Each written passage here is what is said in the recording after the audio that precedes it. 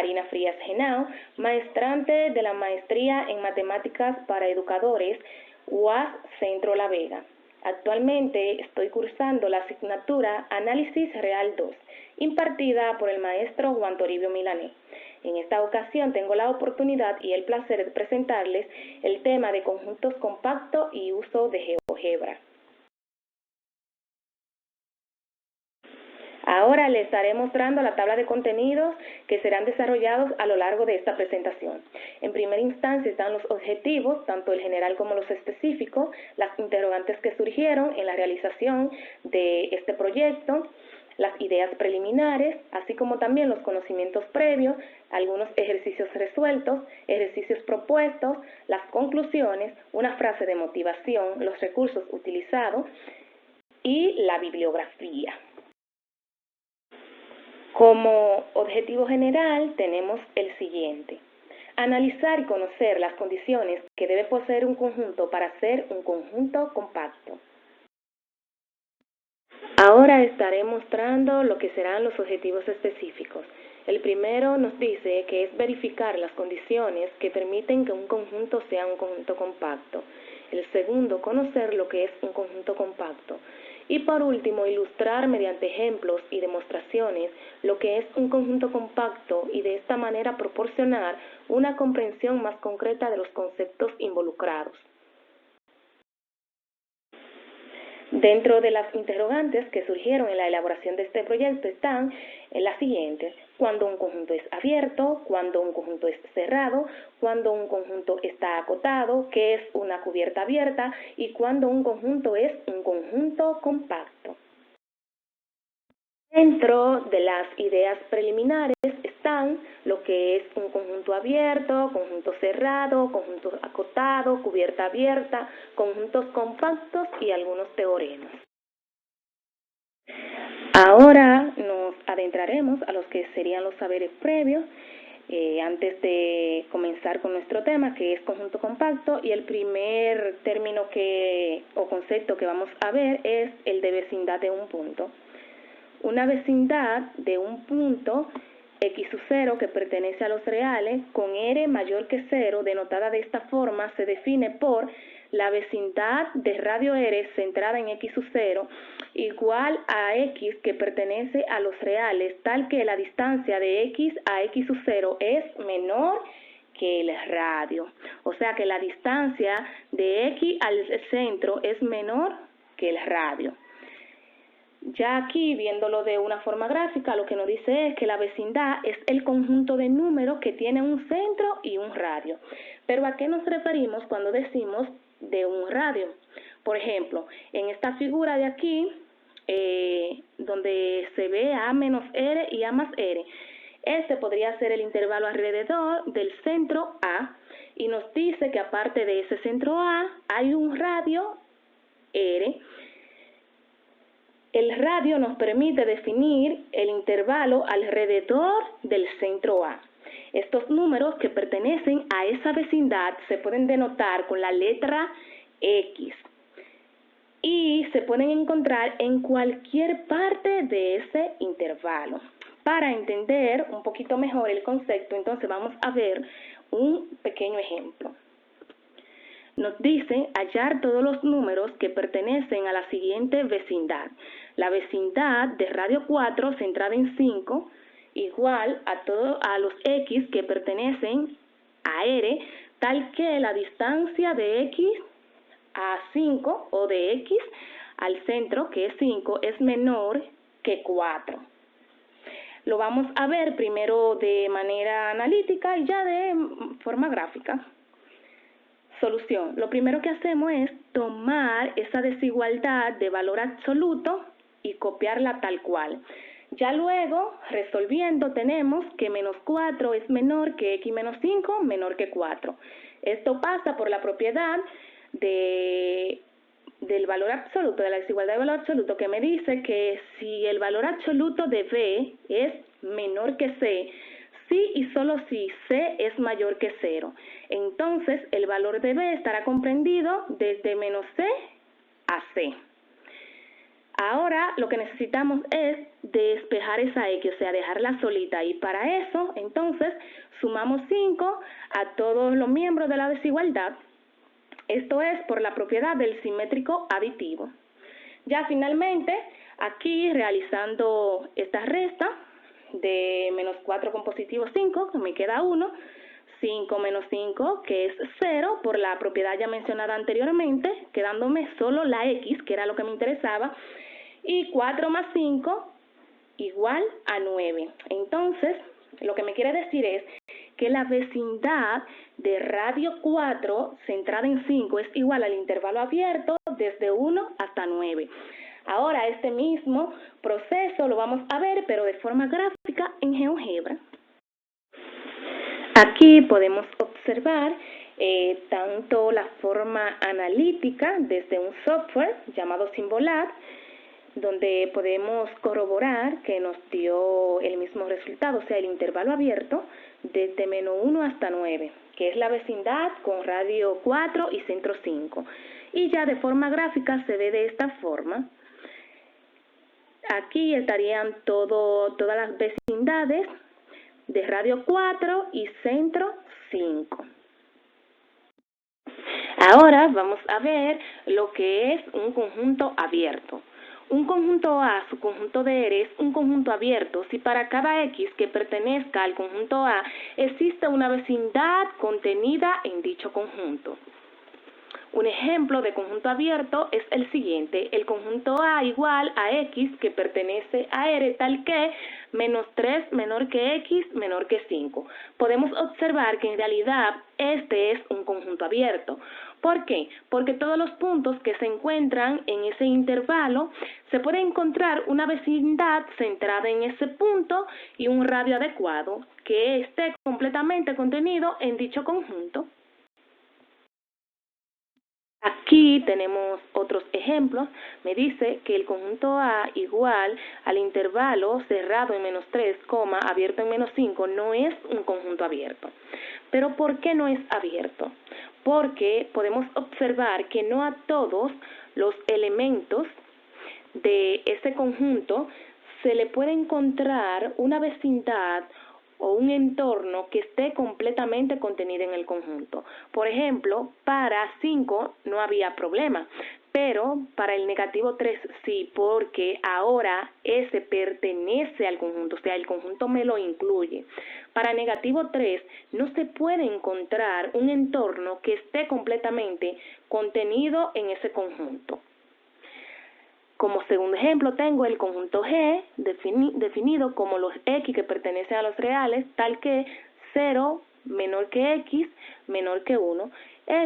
Podemos ver obviamente que sí, que es un conjunto abierto por el ejemplo explicado anteriormente. Y el número 3, que el conjunto de los números reales es completamente abierto. Conjunto cerrado. Un conjunto A, su conjunto de R, es un conjunto cerrado si su complemento es abierto. Bueno, aquí entonces lo que debemos de hacer es que dado un conjunto, calcularle o encontrarle su complemento, y si el complemento es abierto, entonces se concluye que el conjunto es cerrado. Como ejemplo tenemos lo siguiente: todo intervalo cerrado de la forma A, B es un conjunto cerrado. Para comprobar esto vamos a calcular el complemento de ese conjunto cerrado A, B, y observamos que es igual a la unión de los intervalos abiertos desde menos infinito hasta A con el intervalo abierto desde B hasta infinito. Y hay una propiedad que digo más adelante, o voy a decir más adelante, que dice que la unión de abiertos es otro abierto. Como segundo ejemplo tenemos que los intervalos de la forma A, infinito y menos infinito, A, cerrado en ambos intervalos en A, son conjuntos cerrados. Basta con demostrar o probar uno de los dos intervalos. En este caso voy a tomar el conjunto A, infinito, cerrado en A, y le vamos a calcular su complemento.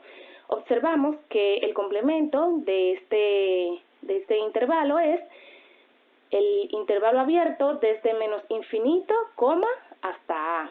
Por lo tanto, este intervalo es un conjunto cerrado.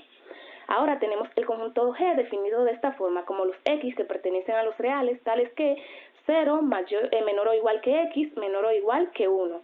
Y nos dice que esto también es un conjunto cerrado.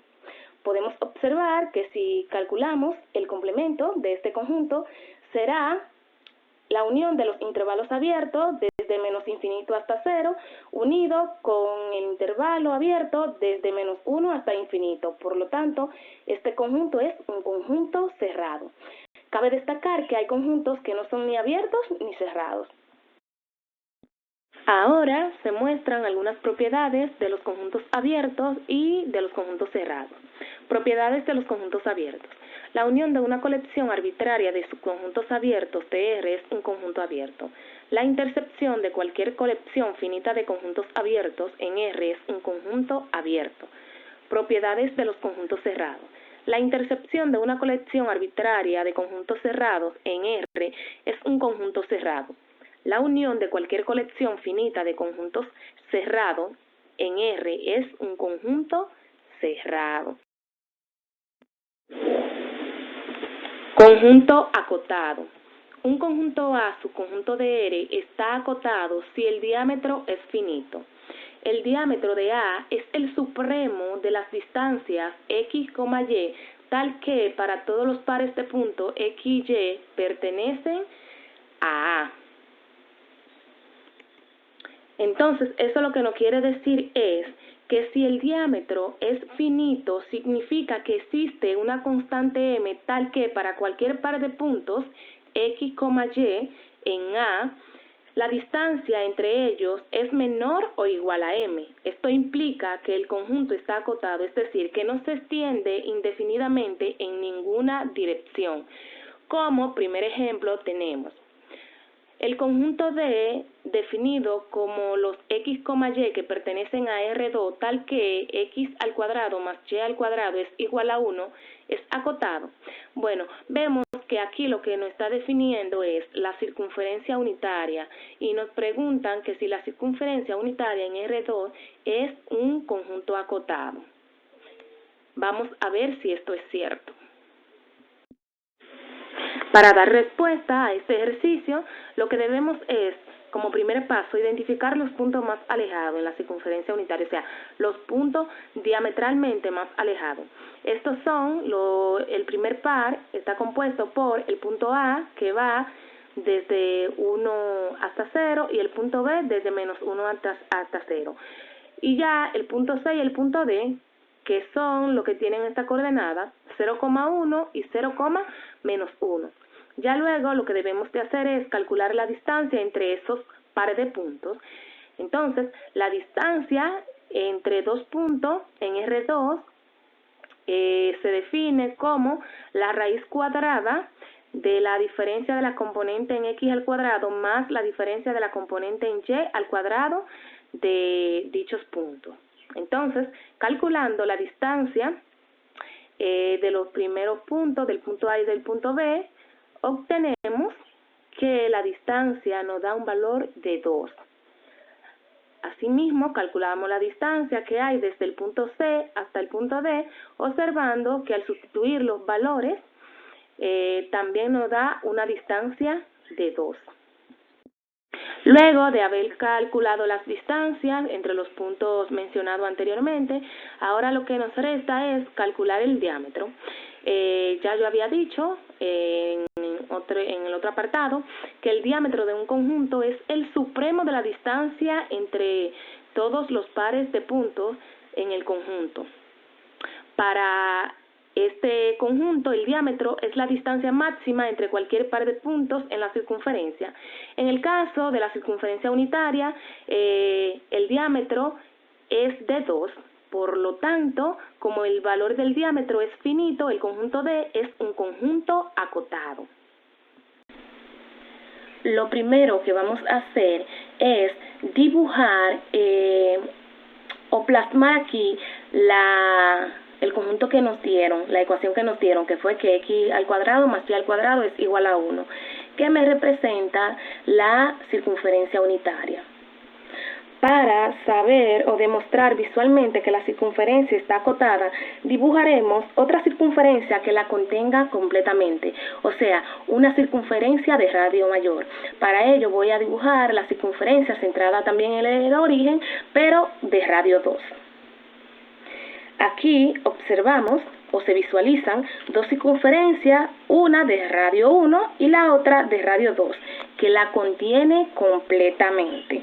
Esto visualiza que la circunferencia unitaria no se extiende indefinidamente en el plano, sino que está contenida dentro de la circunferencia de radio 2. La circunferencia unitaria está acotada. ¿Por qué? Porque todos sus puntos están contenidos dentro de la circunferencia de radio 2 centrada en el origen.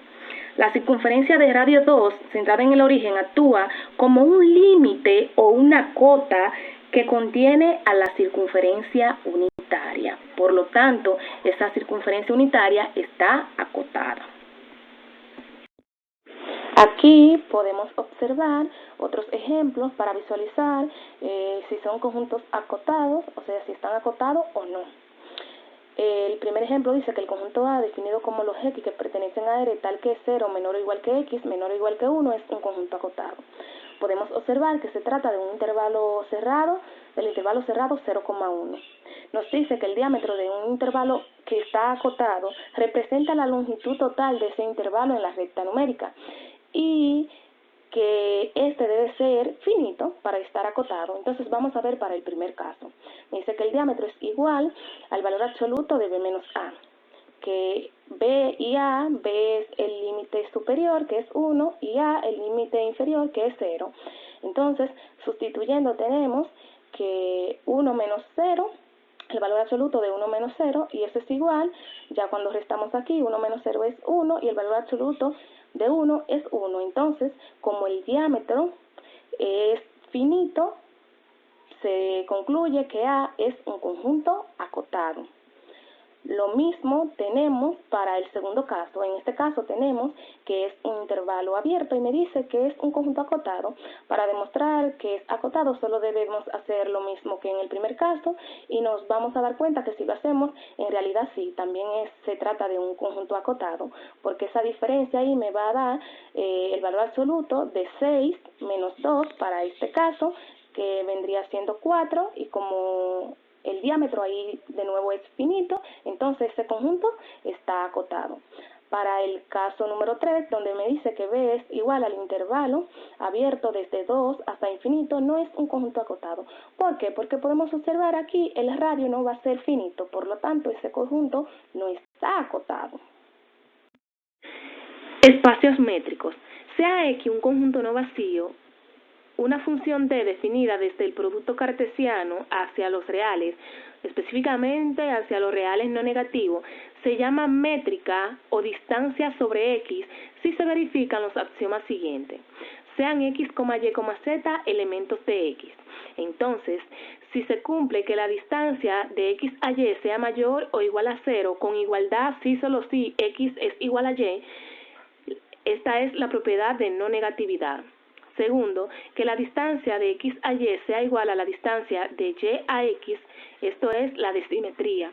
Y tercero, que la distancia de X a Y sea menor o igual a la distancia de X a Z más la distancia de Z a Y, la reconocida desigualdad triangular.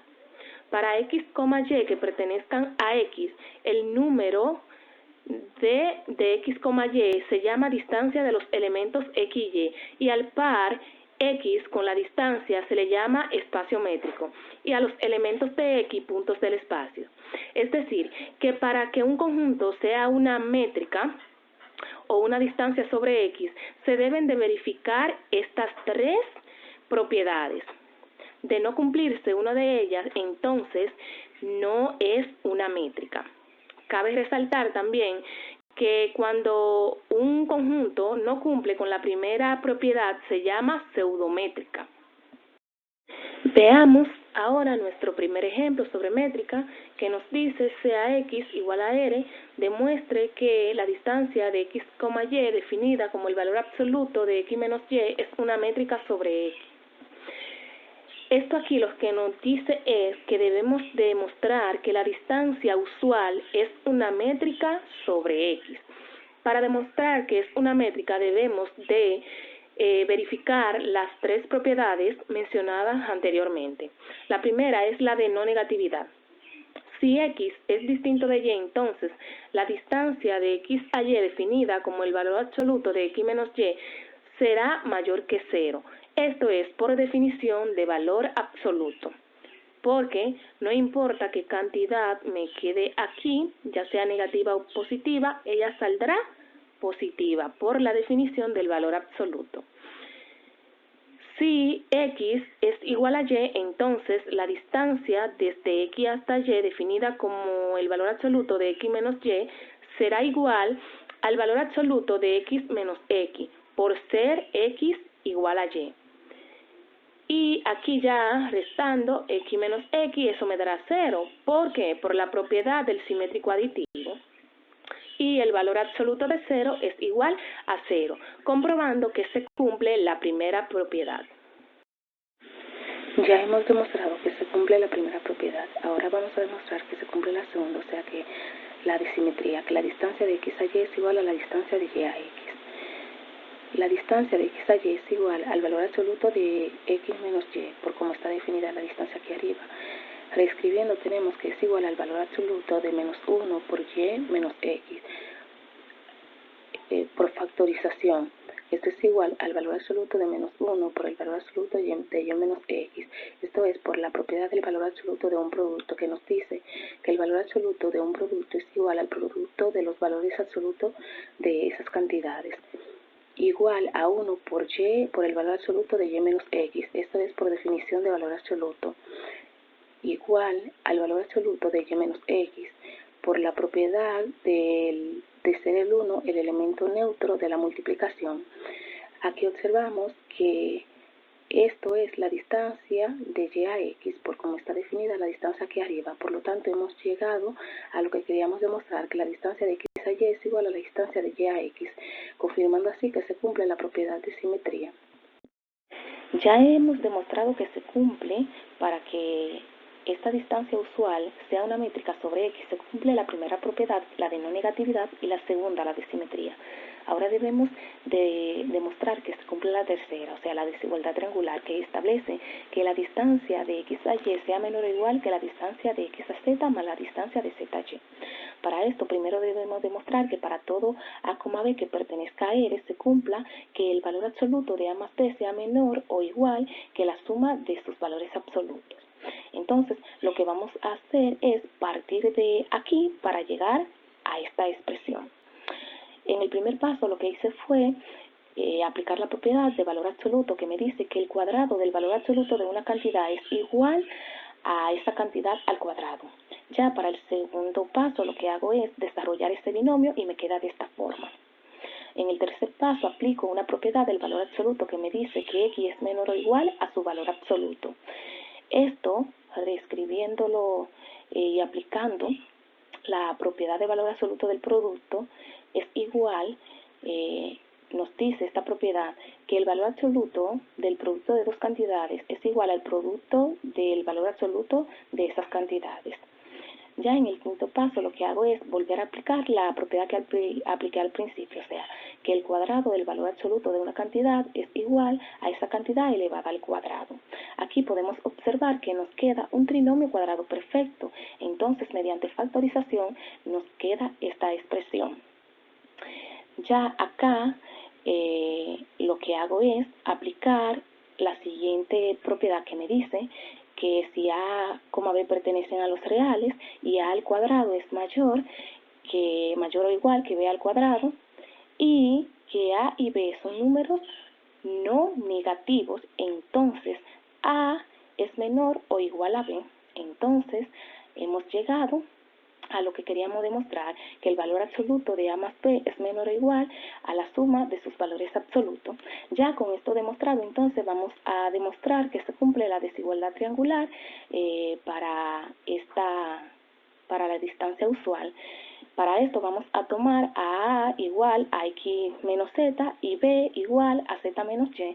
Entonces tenemos que la distancia de X a Y, definida de esta forma, por como se definió al principio, por definición de distancia, esto será igual a yo decir el valor absoluto de X menos Y más Z menos Z. Aquí yo no he alterado nada, porque lo que apliqué fue la propiedad del simétrico aditivo, sumando y restando una misma cantidad. Ya para el tercer paso lo que hice fue asociar X con menos Z más Z con menos Y. Aquí apliqué la propiedad asociativa y también la conmutativa, porque aquí Z estaba detrás y X estaba y Y estaba adelante, entonces intercambié sus posiciones. Aquí también utilicé la conmutativa. Ahora, ¿qué observo? Que entre paréntesis tengo X menos Z, pero yo había dicho que eso era A, más Z menos Y, que yo había dicho que eso era B. Sustituyendo sus valores me queda que eso es igual al valor absoluto de A más B.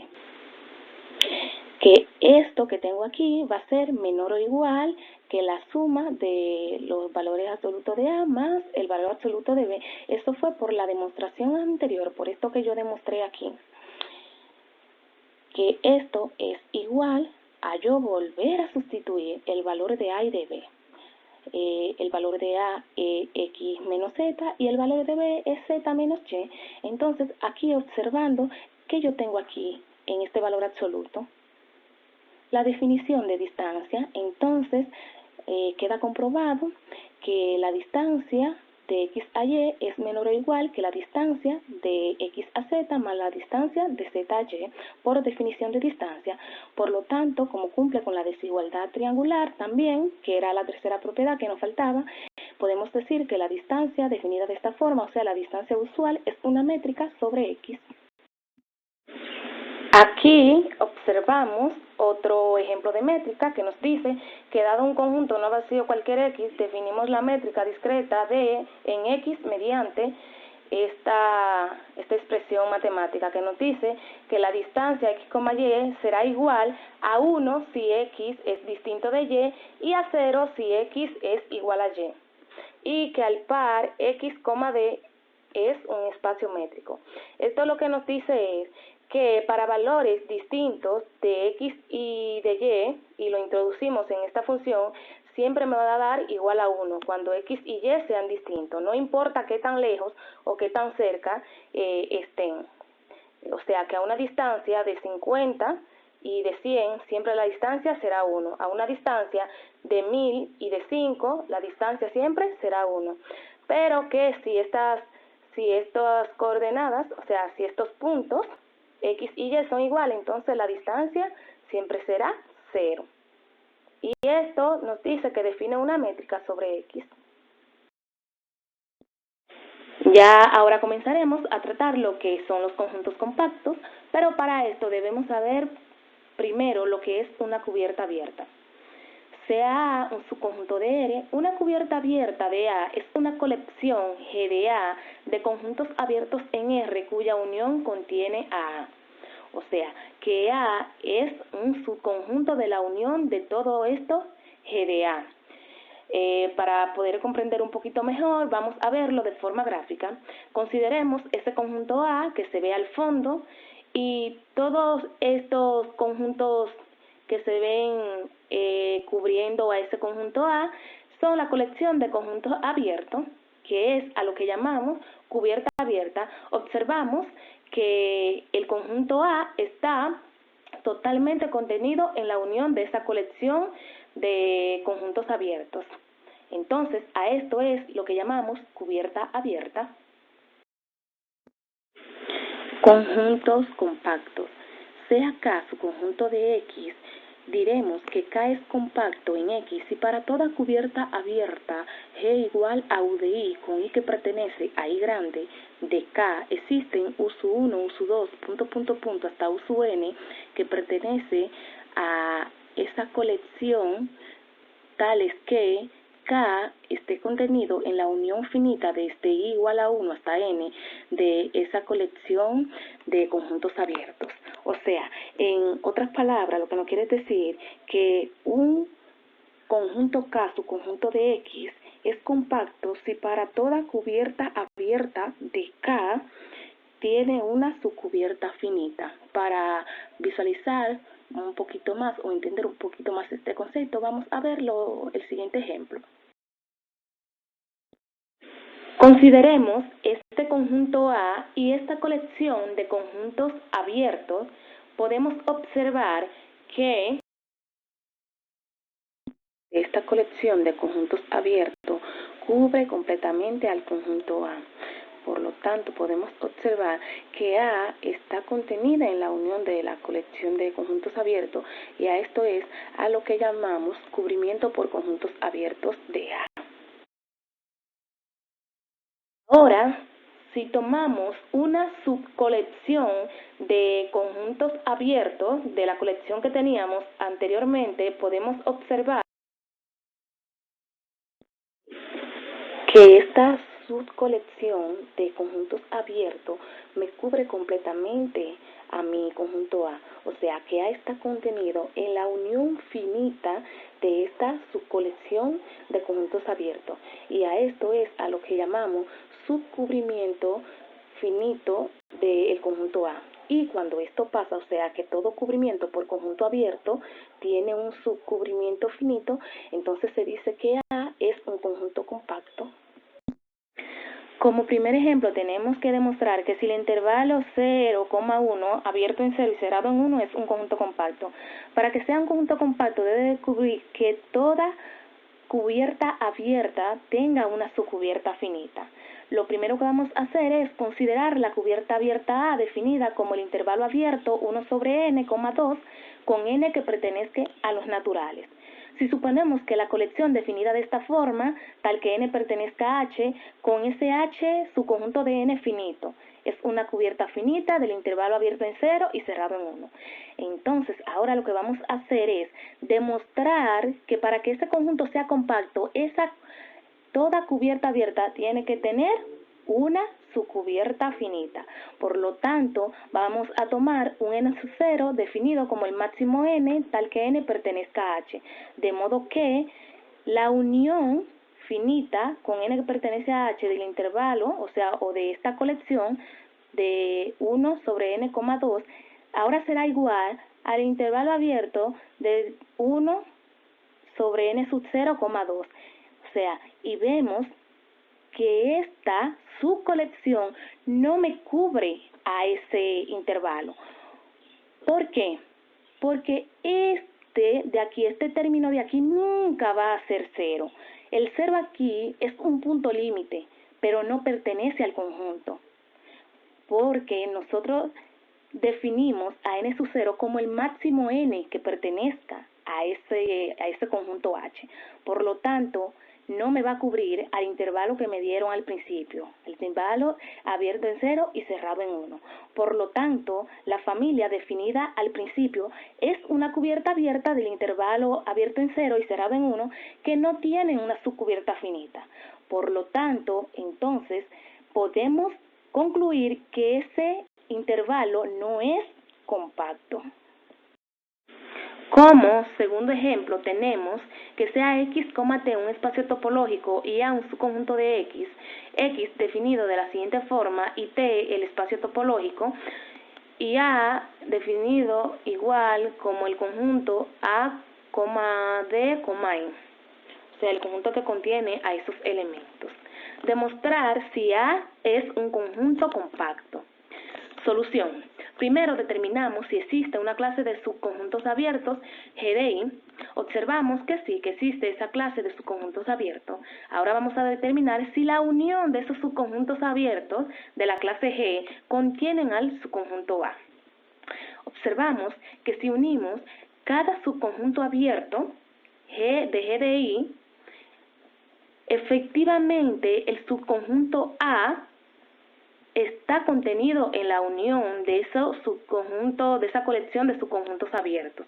Por lo tanto, esa colección de subconjuntos abiertos GDI se llama recubrimiento abierto o cubierta abierta del subconjunto A.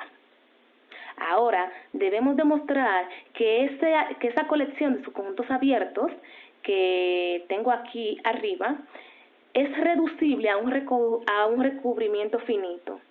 Observamos que si unimos los subconjuntos de la colección de subconjuntos abiertos G1 unido con G3, efectivamente el subconjunto A está contenido en la unión de esos dos subconjuntos de los conjuntos abiertos GDI dados, o sea, de la colección dada anteriormente. Por lo tanto, se puede verificar que fue reducible a un recubrimiento finito, por lo que entonces se concluye que A es un conjunto compacto. Mostraremos algunos teoremas de los conjuntos compactos. El primero dice, si K es un subconjunto compacto de R, entonces K es cerrado y está acotado. El segundo es el teorema de Heine-Borel, que nos dice que un conjunto K de R es compacto si y solo si es cerrado y está acotado. Estos dos los vamos a utilizar en la resolución de algunos ejercicios. Tercero, un subconjunto K de R es compacto si y solo si toda sucesión en K tiene una sucesión que converge a un punto en K. Cuarto, si E es un subconjunto infinito de un conjunto compacto K, E tiene un punto límite en K. Y el número 5, los conjuntos cerrados de conjuntos compactos son compactos. Ahora vamos a demostrar el siguiente teorema que nos dice que si K es un subconjunto compacto de R, entonces K es cerrado y está acotado. Para su demostración, primero se demostrará que K está acotado, o sea que para todo M que pertenezca a N, CH de M, definido como el intervalo abierto desde menos M hasta N, puesto que cada HM es abierto y que K está contenido en la unión desde M igual 1 hasta el infinito del HM igual a R, se observa que esta colección es una cubierta abierta de K. ¿Por qué? Porque K es un conjunto compacto y para un conjunto ser compacto, toda cubierta abierta tiene una subcubierta finita. O sea, que existe un M mayúscula que pertenece a N tal que K está contenido en la unión finita de M minúscula igual 1 hasta M mayúscula de lo H sub M, o sea, de esta colección, que es igual a una subcolección HM mayúscula igual al intervalo abierto, subcubierta abierta desde menos M mayúscula hasta M. Por lo tanto, K está acotado. Ahora se demuestra que K es cerrado. Para esto debemos de verificar que el complemento de K es abierto. Tomamos un U arbitrario que pertenezca al complemento de K, tal que para todo N que pertenezca a N, sea G de N definido de esta forma, o sea, como todos los Y que pertenece a R, tal que la distancia de Y a U sea mayor que 1 sobre N. Si resolvemos esta desigualdad de valor absoluto, obtenemos que G de N va a ser igual a la unión de dos conjuntos abiertos, específicamente a la unión del intervalo abierto desde menos infinito, U menos 1 sobre N, unido con el intervalo abierto de U más 1 sobre N hasta infinito. Podemos observar que cada G de N es abierto y además que el complemento de U será igual a la unión desde N igual 1 hasta M de los G de N, puesto que U no pertenece a K, porque pertenece al complemento, se tiene que K está contenido en la unión desde N igual 1 hasta el infinito de los G de N. Puesto que K es compacto, existe un M que pertenece a N tal que K está contenido en la unión finita desde N igual 1 hasta M de la colección G de N, que es igual a G de M. Se sigue entonces que K intersectado con este intervalo abierto U menos 1 sobre M, U más 1 sobre M, es igual al conjunto vacío, por lo que este intervalo abierto está contenido en el complemento de K. Pero U fue un punto arbitrario en el complemento de K y se infiere entonces que el complemento de K es abierto. Por lo tanto, K es cerrado. Como ejemplo 3 tenemos el intervalo cerrado 0,1 es compacto en R. Como aquí nos dice que es un conjunto compacto en R, podemos utilizar el teorema que yo acabé de demostrar, que nos dice que un subconjunto A de R es compacto, entonces es cerrado y está acotado. O sea que si ese conjunto es compacto, entonces porque es cerrado y está acotado. Primero vamos a ver si es cierto que el intervalo cerrado 0,1 es cerrado. Ya yo había demostrado que todo intervalo cerrado es un conjunto cerrado, pero vamos a ver, vamos a calcularle el complemento a ese intervalo. Si el complemento es abierto, entonces se concluye que ese conjunto es cerrado. Observamos que en realidad es así. El complemento del intervalo cerrado 0,1 es igual al intervalo abierto desde menos infinito hasta 0 unido con el intervalo abierto desde 1 hasta infinito. Por definición de complemento, también podemos observar que la unión de conjuntos abiertos es otro abierto. Y por lo tanto, como el complemento es abierto, ese conjunto es cerrado. Ahora vamos a demostrar que ese conjunto está acotado. Y para ese conjunto estar acotado, el diámetro tiene que ser finito. El diámetro de un intervalo se define como la longitud total de ese intervalo en la recta numérica. O sea, como el valor absoluto del límite superior menos el límite inferior. Aquí sustituyendo tenemos el valor absoluto del límite superior, que es 1, menos el límite inferior, que es 0. Aquí esto es por sustituir los valores de A y B. Restando tenemos que nos queda el valor absoluto de 1 y el valor absoluto de 1 es igual a 1. Como el diámetro es finito, entonces el intervalo cerrado 0,1 está acotado. En conclusión, como cumple que es cerrado y está acotado, ese intervalo es compacto. Vamos a considerar el siguiente ejemplo. Dice cuáles de los siguientes subespacios de R y de R2 son compactos y que justifique la respuesta. El primero que nos dan es un subespacio de R que me dice que es la intersección del conjunto de los números racionales con el intervalo cerrado 0,1, demostrar si este es un conjunto compacto. Para determinar si este subespacio dado es compacto, necesitamos analizar la compacidad en el contexto de espacios métricos. Un subconjunto de R es compacto si solo si es cerrado y está acotado, por el teorema mencionado anteriormente de Heine-Borel. Lo mismo sucede para R2. Lo primero que debemos hacer para esta demostración es por separado, analizar por separado si estos conjuntos son o no son cerrados. El primero, que es el conjunto de los números racionales, sabemos que no es cerrado en R. ¿Por qué? Porque su complemento no es un abierto. El segundo, el intervalo cerrado 0,1, sí sabemos que es cerrado por la demostración anterior. El número 3, que es la intersección de los racionales con el intervalo cerrado 0,1, no es un conjunto cerrado en R. Porque para ser cerrado debería contener todos sus puntos límites, pero hay puntos irracionales en 0,1 que no están en los racionales y que esta intersección no los incluye. Por lo tanto, por definición de puntos límites, este conjunto no es un conjunto cerrado. Ahora vamos a demostrar que este conjunto está acotado. Bueno, observamos que sí, que está acotado, porque está contenido en el intervalo 0,1, que ya se había demostrado anteriormente que es un conjunto acotado. En conclusión, la intersección de los racionales con el intervalo cerrado 0,1 no es un subespacio compacto, pues aunque cumple con que es acotado, no cumple con ser un conjunto cerrado. Ahora vamos a analizar el ejemplo número 5, de cuáles de los siguientes subespacios de R y R2 son compactos y justificar la respuesta. Es parecido al ejemplo anterior. Lo único que ahora este está en R2. Me dice que es el conjunto D definido como los X, Y que pertenecen a R2, tal que X al cuadrado más Y al cuadrado es igual a 1. Observamos que esta ecuación es la ecuación de la circunferencia unitaria. Entonces, para su demostración vamos a hacer una interpretación desde el software GeoGebra.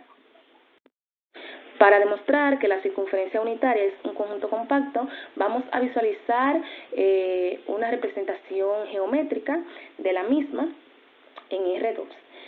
Debemos de demostrar que es cerrada y está acotada por el teorema de Heine-Borel. Entonces, primero, vamos a ver si este es un conjunto cerrado. Observamos que la circunferencia unitaria es un conjunto cerrado porque incluye todos sus puntos frontera. Podemos observar que aquí la circunferencia unitaria incluye todos sus puntos frontera. O sea, no hay puntos límite que estén fuera de la circunferencia. Cualquier secuencia de puntos en la circunferencia unitaria que converge, su límite estará también en la circunferencia. Ahora vamos a ver si es cierto que está acotada. Yo lo había demostrado en un ejemplo anterior, pero vamos a hacerlo de otra forma. La circunferencia unitaria está acotada porque todos sus puntos, x, y, que la componen, están a una distancia fija del origen, o sea, a una distancia 1. Donde quiera que yo me mueva desde el centro a un punto de la circunferencia, voy a estar a una distancia de 1. O sea, que no hay puntos que se alejen infinitamente del origen, por lo que el conjunto está dentro de un círculo de radio 1. Dado que la circunferencia unitaria cumple con ambas propiedades, se concluye que es un conjunto compacto. Ahora nos adentraremos a los ejercicios resueltos. Y como primer ejercicio tenemos el siguiente: presentar una cubierta abierta del intervalo abierto en 1 y cerrado en 2 que no tenga su cubierta finita. O sea, en este ejercicio lo que estaremos demostrando de forma indirecta es que este conjunto no es un conjunto compacto, puesto que para una cubierta abierta, esta no tiene su cubierta finita. Lo primero que vamos a hacer es considerar la cubierta abierta definida como el intervalo abierto desde 1 más 1 sobre n hasta 3, tal que n pertenezca a n. Si suponemos la colección definida de esta forma, con n que pertenezca ahora a h, con h su conjunto de n finito, es una cubierta finita del intervalo abierto en 1 y cerrado en 2.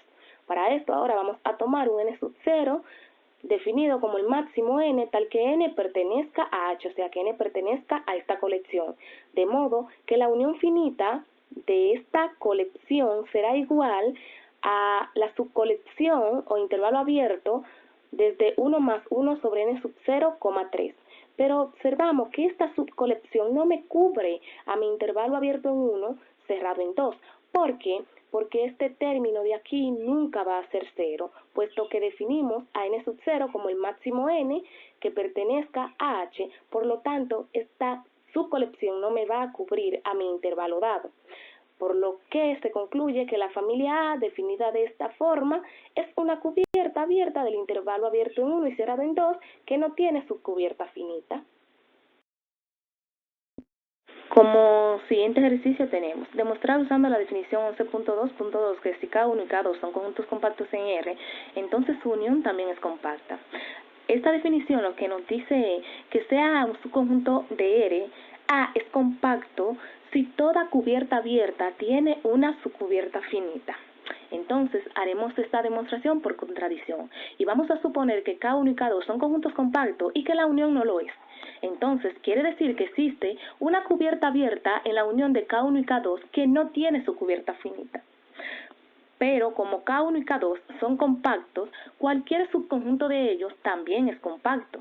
Por lo tanto, vamos a considerar una cubierta abierta de K1 que denominaremos por G1 y G2 una cubierta abierta de K2. Entonces, la unión de esas dos cubiertas abiertas es una cubierta abierta de la unión de K1 con K2. Además, como G1 y G2 son cubiertas abiertas de K1 y K2, entonces toda cubierta abierta en un conjunto compacto tiene una subcubierta finita. Entonces, la unión de G1 con G2 tiene una subcubierta finita que también va a contener totalmente a la unión de K1 y K2, lo que contradice mi hipótesis y por lo tanto K1 unido con K2 es compacto, que era lo que queríamos demostrar. Como último ejercicio tenemos el siguiente, que es encontrar una colección infinita Kn con n que pertenezcan a los naturales de conjuntos compactos en R, tales que la unión desde n igual 1 hasta el infinito de los Kn no sea un conjunto compacto. Lo primero que vamos a hacer es considerar la siguiente colección infinita Kn igual al intervalo cerrado n, n más 2 para n que pertenezcan a los naturales. Entonces tenemos que esta colección es una colección infinita de conjuntos compactos en R. Podemos observar que cada Kn es un intervalo cerrado y acotado, por ser Kn con n que pertenezcan a los naturales una colección infinita de conjuntos compactos. Entonces tenemos que la unión desde n igual 1 hasta el infinito de los Kn será igual al conjunto cerrado 1, infinito, por la propiedad que cumplen los conjuntos cerrados de que la unión finita de conjunto cerrado es cerrado. Podemos observar que a pesar de este intervalo ser cerrado, no está acotado. ¿Por qué? Por la definición de conjunto acotado, que nos dice que un conjunto está acotado si su diámetro es finito.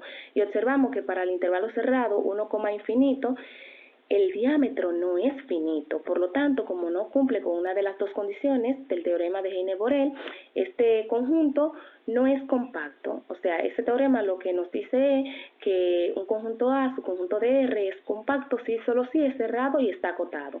Como no cumple con ser acotado, entonces esta unión, desde la unión infinita, desde n igual 1 hasta el infinito de los casos n, no es compacta por el teorema de Heine-Borel. Como ejercicios propuestos al oyente están estos 4 ejercicios de aquí para quienes le interesen. Como conclusión, vamos a ver algunas de las aplicaciones que tienen los conjuntos compactos. En análisis funcional, los conjuntos compactos son fundamentales para estudiar propiedades de continuidad, convergencia y compacidad de espacios topológicos. En geometría diferencial, los conjuntos compactos son esenciales para definir variedades compactas que tienen propiedades topológicas y geométricas bien comportadas. En física, los conjuntos compactos son utilizados en la teoría de campos, la mecánica cuántica y la teoría del caos para modelar sistemas físicos con restricciones de energía o espacios. También les dejo una frase de motivación que dice: el pesimista ve dificultad en toda oportunidad, el optimista ve oportunidad en toda dificultad. Esta frase es de Winston Churchill. Los recursos utilizados para la realización de este proyecto fueron Symbolab, GeoGebra y PowerPoint. Bibliografía. El libro que yo utilicé para la preparación de esta presentación fue el libro de Introducción al Análisis Matemático de una Variable, tercera edición de Bartlett y Schurz-Berg. Fue un placer para mí elaborar este contenido. Muchas gracias por su atención.